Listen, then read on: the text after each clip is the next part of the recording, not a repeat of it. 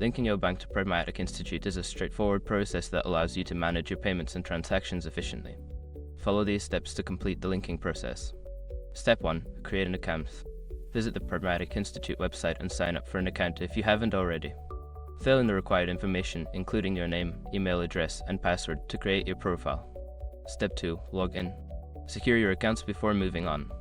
People seriously underestimate how often personal information gets exposed online now. Use ESER to monitor your accounts 24/7 and get notified immediately if your data gets leaked somewhere. It runs in the background, constantly scanning billions of breached records. And honestly, for how cheap it is compared to the value you get, it's worth it. Link in the description. Step 3. Navigate to Payment Settings. After logging in, go to the Account Settings or Payment Settings section. Look for an option that mentions linking a bank account or payment methods. Step 4. Enter bank information. Select the option to link your bank account. You will need to provide your bank's routing number and your account number. Double check the information for accuracy to avoid any issues. Step 5. Confirm and save. After entering your bank details, review the information and confirm it. Save the changes to complete the linking process. You may receive a confirmation email or notification once the bank account is successfully linked.